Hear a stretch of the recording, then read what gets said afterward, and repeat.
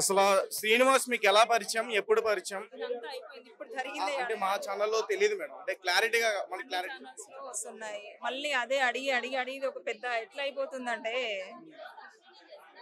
చెప్పండి మేడం, తెలియాలి కదా ఇప్పుడు ఎట్లా పరిచయం అనేది ఏంటి అనేది. ఇప్పుడు ఆ పరిచయమైన వెర్షన్ వరకు చెప్తే ఈయనే ఉండాలి 1 అవర్ దాకా. ఎన్ని సంవత్సరాల క్రితం పరిచయం? నేను అడిగిన దానికి చెప్పండి చాలు. సంవత్సరాలు ఏం లేదు, మంత్స్. అంటే ఎలాగ, అంటే అఘోరిగా ఉన్నప్పుడే మీరు ఇష్టపడ్డారా? ఆ గోరిని ఇష్టపడడం అంటూ ప్రత్యేకంగా ఏముంటది, ఆమె ఒక అమ్మ అవతారంలో వచ్చింది, భక్తి పరంగా ఇష్టపడడం అయితే జరిగింది. అంటే ఎలా పరిచయం? ఏదైనా పూజలో పరిచయమా, ఏదైనా దేవాలయంలో పరిచయమా? అంటే మా ఊరికి వచ్చారు కాబట్టి నేను వెళ్ళి కాంటాక్ట్ అవ్వడం జరిగింది. అంటే ఎక్కడి నుంచి స్టార్ట్ అయింది, ఎలా స్టార్ట్ అయింది మీ జర్నీ? అంటే ఎలా? మా ఊరు కరీంనగర్ లో. ఏం మాయ మాటలు చెప్పారు మీకు? మాయ మాటలు అంటే మామూలుగా మాట్లాడేవాళ్ళు, భక్తి గురించి, సనాతన ధర్మం అదే చెప్తుండే.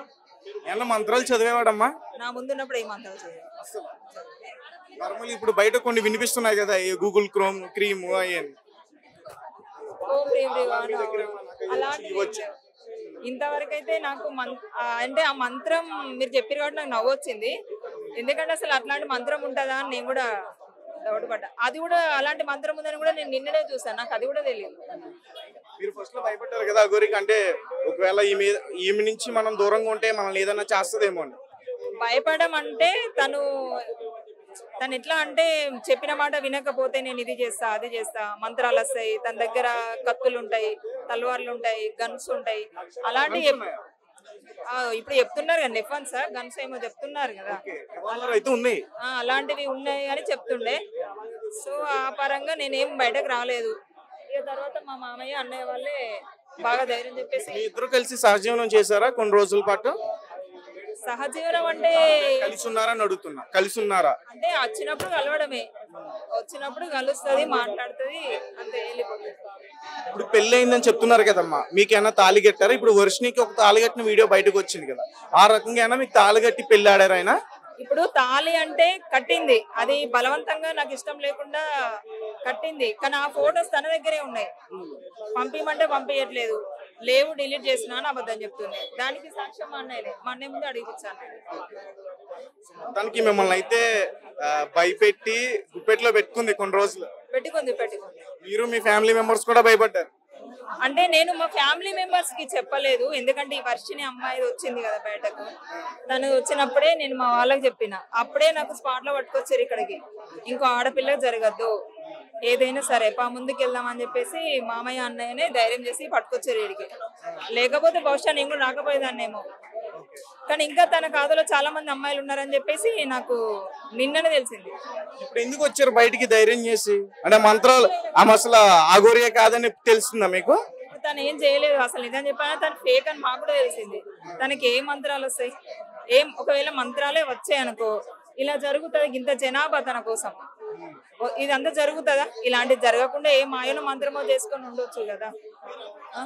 మా మిమ్మల్ని నా ప్రశ్న ఇబ్బంది పెట్టొచ్చు, దయచేసి క్షమించండి ముందుగానే.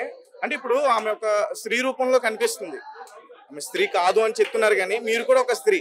మరి ఒక స్త్రీని మీరు పెళ్లి ఆడాలి, ఇద్దరం కలిసి ఉండాలని మీకు ఎలా అనిపించింది? అంటే ఆమె మాయ మాటలు చెప్పుండొచ్చు, మీకు ఎలా అనిపించింది? మీ మనస్సాక్షిగానే ఉండాలి కదా.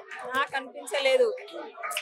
నాకు మీరే ఆలోచించండి, ఇద్దరు స్త్రీలు పెళ్లి చేసుకోవడం అనేది ఇంకా అది మన చట్టంలో ఉంది, కానీ తీర్మానం అనేది రాలేదు, అది పెండింగ్ లో ఉంది ప్రాసెస్. అలాంటిది ఈమె ఒక ట్రాన్స్జెండర్. ఈ రోజుల్లో ట్రాన్స్జెండర్ ఇంకో అబ్బాయిని పెళ్లి చేసుకుంటున్నారు, కానీ ఇంకో అమ్మాయిని పెళ్లి చేసుకోవడం ఎక్కడైనా చూసారా? చూడలేదు. ఇప్పుడు మీరు నేను ఉన్నారన్నా, మీరు కాదు, ఈ అమ్మాయి ఉంది, ఈ అమ్మాయి నేను ఉన్నాము, ఇలా మాట్లాడుకోక ఇలా ఒకటి వేసింది ఆమె, అలాగే ఉండిపోయింది. దాన్ని ఏమంటారు? మీ మెడలో కూడా అలాగే వేసింది. అలా ఒక ఏంటిది, రెండు రుద్రాక్ష మాలలు, ఒకటి పసుపు తాడు ఆమె మెడలో ఉంటది. మీరు అన్నట్టుగానే అలా వేసి ఉంటే మరి దాన్ని ఎందుకు మీరు పెళ్లిగా భావించారు? నాలాగా చాలా మందికి కట్టింది, తను కట్టింది. అది ఇప్పుడు బయట మాత్రం మీరు ఫస్ట్ వైఫ్ అని మాట్లాడుకుంటున్నారు కదా, మీరు దానికి ఓకే చెప్తారా? అది ఫస్ట్ వైఫ్ అనడం కంటే రాక్షస వివాహం అని చెప్పొచ్చు. వివాహాలలో 7 రకాలు ఉంటాయి నాకు తెలిసి, ఇదొక టైప్, ఇది రాక్షస వివాహం. ఇంకొక 8వ వింత అనేది మొన్న వర్షిని పెళ్లిలో చూసాను, దాన్ని కూడా 8వ రకంగా కూడా మీ దాంట్లో జమ చేసుకోండి, అది అసూయ వివాహం కిందికి వస్తుంది. ఎందుకంటే నేను రివీల్ చేసిన తర్వాత చేసుకోవడం ఏంటి? చెప్పండి. ఆమె అప్పటి వరకు ఒక తల్లి అన్నారు, గురు శిష్యులు అన్నారు, రకరకాలుగా బంధాలు చెప్పిండ్రు. చెప్పి పెళ్లి చేసుకోవడం ఏంది? మీరు ఏమని పిలిచేవారమ్మా? అఘోరి అని పిలిచేవారా, అమ్మ అని పిలిచేవారా, తల్లి అని పిలిచేవారా, లేకపోతే శ్రీనివాస్ అని పిలిచేవారా? స్వామీజీ. స్వామి. ఫస్ట్ తను నాకు ట్రాన్స్జెండర్ నెలకు ముందే స్వామీజీ అని పిలిచాను. తర్వాత ఇక తెలిసింది కాబట్టి అలాగే పిలుచుకుంటూ వెళ్ళిపోయాను. మెడలో తాళి కట్టినప్పుడు కూడా మీకు తెలియదమ్మా మీరు ట్రాన్స్జెండర్ అని? ఏంటండి? మీ మెడలో తాళి కట్టినప్పుడు కూడా మీకు తెలియదా అమ్మ ఒక ట్రాన్స్జెండర్ అని? తర్వాతే తెలిసింది అంటున్నాను నేను. తర్వాత నాకు తెలిసింది. స్టార్టింగ్ లో తెలీదు, తెలియక స్వామీజీ అని పిలిచాము అంటున్నా. తర్వాత అమ్మర్ ఉమెన్ తెలిసిన తర్వాత కూడా మేము అలాగే కంటిన్యూగానే పిలుచుకోవడం జరిగింది. Welcome to red TV. నేను మీ తేజ. మొత్తానికి అఘోరిని అయితే అరెస్ట్ చేశారు. అఘోరిని అరెస్ట్ చేయడంలో కొన్ని కీలక పాత్రలు అయితే చాలా మంది పోషించారని చెప్పాలి. ముఖ్యంగా మోకిల పోలీస్ స్టేషన్లో వాళ్ళతో పాటు శివరుద్ర సాధు గారు కానీ, అలాగే మరికొంతమంది ట్రాన్స్జెండర్స్ కానీ, ఆజాద్ లాంటి అడ్వకేట్స్ కానీ చాలా మంది కూడా కృషి చేశారు. ప్రస్తుతం మనతో పాటు శివరుద్ర సాధు గారు ఉన్నారు. ఒకసారి ఆయనతో మాట్లాడలేదు. గురుగారు చెప్పండి, అసలు అఘోరిని అయితే మొత్తానికి అరెస్ట్ చేశారు. మరి వర్షిని పరిస్థితి ఏంటి? వాళ్ళ ఫ్యామిలీ మెంబర్స్కి అప్పగించే ప్రయత్నం ఏమైనా చేస్తున్నారు? మీరు అన్నట్టుగా స్వామి వాళ్ళ పేరెంట్స్ అందరికీ చెప్పడం జరిగింది. వర్షినికి అయితే ఎలాంటి కేసులు ఆవిడ మీద లేవు కాబట్టి చట్టపరంగా కొంత కౌన్సిలింగ్ లాంటిది ఇచ్చేసి ఆవిడ మెదడుని కొంచెం మనం వాష్ అంటే బ్రెయిన్ వాష్ లాంటిది చేసేసి మళ్ళీ వాళ్ళ ఇంటికి చేర్చే ప్రయత్నంలోనే ఉన్నాము. వాళ్ళ పేరెంట్స్ కూడా అదే మాట చెప్పాము. ఇప్పుడు పోలీస్ అధికారులు కూడా అదే చేస్తారనేది. కాకపోతే వేడివేడిగా ఉండడం చేత కొంచెం జాగ్రత్తలు పడాల్సిన అవసరం ఉన్నది. ఎలాంటి సనాతన ధర్మ కార్యక్రమాలు ఇతర సాధు సంతులందరూ ఈరోజు హర్షం వ్యక్తపరుస్తున్నారు. యావత్ తెలంగాణ ప్రజలందరూ, ముఖ్యంగా మోకిలా పోలీస్ అధికారులకి ప్రత్యేకంగా ఒక సాధు సత్పురుషుల నుంచి శివరుద్ర సాధు అయిన నేను కృతజ్ఞతలు తెలుపుతున్నాను. మీడియా సోదరులందరికీ కృతజ్ఞతలు తెలుపుతున్నాను. ప్రతి ఒక్క పౌరుడికి ప్రత్యేకమైన అభినందనలు చెప్పడం జరుగుతూ ఉంది. ఎందుకంటే ఇది చిన్న విషయం కాదు. లేకపోతే రేపటి రోజు ఆడపిల్లల పరిస్థితులు ఏమయ్యేది?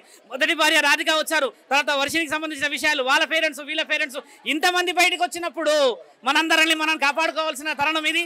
అందరం ఏకమైన తర్వాత మనందరం ముందుకు పోవాల్సిన సమయం ఇది. కాబట్టి తెలంగాణ పోలీస్ అధికారులు మంచి చొరవ చూపించారు. కాబట్టి త్వరలోనే అందరికీ న్యాయం జరగాలని చెప్పేసి, ఇలాంటి భవిష్యత్తులో ఎవరు కూడా ముందుకు రావడానికి మన ధర్మం పేరిట అపవాదాలు కానీ అన్యాయ కార్యక్రమాలకి దిగకూడదని చెప్పేసి ఒక సాధువు ద్వారా ఒక సాధువు అయిన నేను హెచ్చరించడం కూడా జరిగింది. మిత్రులారా, సంవత్సరం నుంచి పోలీసులతో నేను ఇంకా మాట్లాడలేదు.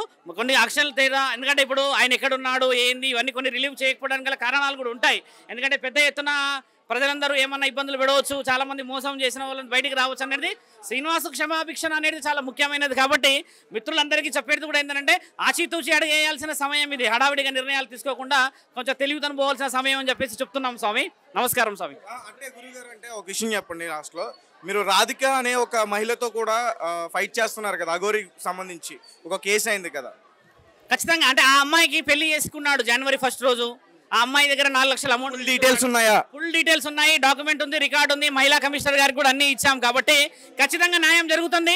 ఆ అమ్మాయి కూడా ముందు చాలా మంది వస్తున్నారని చెప్తే కూడా నేను ఆపి పెట్టడం జరిగింది. అలా చాలా మంది ఆడపిల్లలు బయటకు వస్తుంటే చూసే వాళ్ళందరూ సమాజంలో ఈ సాధు సత్పురుషులని అవమానపరిచే అవకాశాలు ఎక్కువ ఉంటాయి. కాబట్టి పోలీస్ అధికారులకి ఇవ్వాల్సిన గవర్నమెంట్ అధికారులందరికీ ఇవ్వడం జరుగుతుంది.